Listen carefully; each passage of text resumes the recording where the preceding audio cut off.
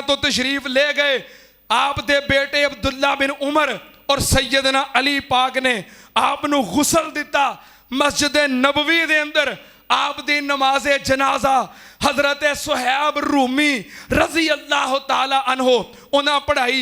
हज़रत उमर दी चारपाई नूं रख दिता गया। ओही चारपाई है जिदे ते नबी पाक दा जनाजा गया और जिदे ते हज़रत अबू बकर दा जनाजा गया।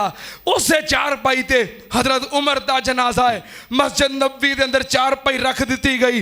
लोग जियारत कर रहे ने, नाले दुआवां कर रहे ने। हज़रत अब्दुल्ला बिन अब्बास कह लगे, मैं भी खड़ा सी, पिछों एक बंदा आया, उन्हें अपनी ठोडी मेरे मोढे उत्ते रखी ते कह लगा, वाह उमर, वाह उमर, अज दुनिया तो ओ बंदा चला गया है कि जिदे तो बाद मैनू कोई ऐसा बंदा नज़र नहीं आता कि मैं तमन्ना करा इहदे वर्गियां नेकियां मेरियां होण, इहदे वर्गे आमाल मेरे होण।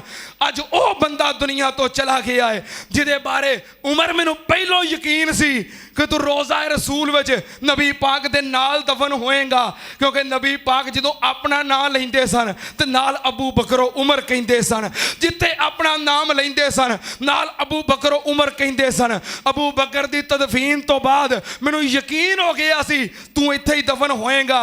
हज़रत अब्दुल्ला बिन अब्बास कहते हैं, मैं पिछा मुड़ के वेख्या ये बंदा कौन है जरा उमर दी इन्नियां तरीफां कर रहा है। मैं पिछा मुड़ के वेख्या तो हज़रत अली उल मुर्तज़ा ने रज़ी अल्लाह तआला अन्हु। कह लगा जो ओ बंदा चला गया है कि जिदे तो बाद मैनू कोई ऐसा बंदा नज़र नहीं आता कि मैं कहां मेरियां नेकियां भी इहदे वर्गियां होण। सैयदना उमर रज़ी अल्लाह तआला अन्हु दी चारपाई हुजरा आयशा सिद्दीक़ा दे अगे रखी गई। उमर दा सलाम पेश किया गया, फिर इजाज़त मंगी, माँ ने किया इजाज़त है।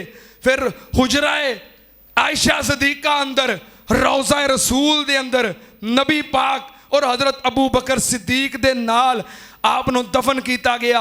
हज़रत अब्दुल्ला बिन उमर, हज़रत उस्मान, हज़रत सईद और हज़रत अब्दुर्रहमान इब्ने औफ, इन चार असहाब ने आपनों कब्र दे अंदर उतारिया और हमेशा वास्ते आप नबी पाक दे नाल सौंगे।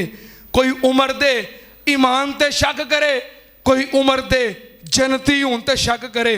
सुन लो, उमर आज भी और क़यामत तक उस जगह ते लेटे आए जिस जगह नूं नबी पाक ने फरमाया, मां बैना बैती व मिंबरी रोज़ातुम मिन रियाज़िल जन्नह।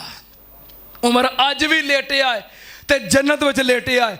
कोई सड़े, कोई मरे, कोई चीखे, कोई पीटे, कोई पिट पिट के मरे, उमर नू ना अहले ईमान दे कोई सीने विचों कढ़ सकता है ते ना कोई उमर नू नबी पाक दे मदीने चों कढ़ सकता है। हज़रत उमर रज़ी अल्लाह तआला अन्हु वो हस्ती ने ते जिदे दिल विच उमर दा बुग़ज़ है, उस दिल दे उत्ते मुक्के वजने चाहिए ने। जिदे सीने च उमर दा बुग़ज़ है उस सीने उत्ते थप्पड़ वजने चाहिए ने। छुरियां वज रही ने। अब वेखो कम शुरू हो गया। अज हज़रत उमर दा यौम शहादत है, अज ही शुरू हो गया है काम। और सुन लो यार, अफसोस तो इस गल का है कि छुरी भी तेरी है तो सीना भी तेरा ही है। सवाद तो इंज आवे भी सीना तेरा होवे तो छुरी। हाँ, हज़रत यज़ानी शहीद रहमतुल्लाह अलैह ने कहा सी कि सीना भी तेरा तो मुक्का भी तेरा। सवाद तो तां है सीना तेरा होवे ते मुक्का अब्दुल्ला शेखुपुरी दा होवे। हैं, एक ठुके ते दूजे दी लोड़। हैं, ये छुरियां वजदियां रहनियां चाहिए ने, खंजर वजदे रहने चाहिए ने। अल्लाह होर बरकत करे। सैयदना उमर रज़ी अल्लाह तआला अन्हु आज भी जन्नती ने और जन्नत के अंदर आराम फरमा रहे ने और कल भी इंशाअल्लाह जन्नतुल फिरदौस विच होणगे। नबी पाक उन्हां दा महल वेख के आए ने। अल्लाह पाक हज़रत उमर दे दरजात बुलंद फरमाए और अल्लाह पाक सैयदना उमर जैसा सानू हुक्मरान अता फरमाए, सैयदना उमर जैसा बहादुर जरनैल अता फरमाए। व आखिर दावाना अनिल हम्दुलिल्लाहि रब्बिल आलमीन।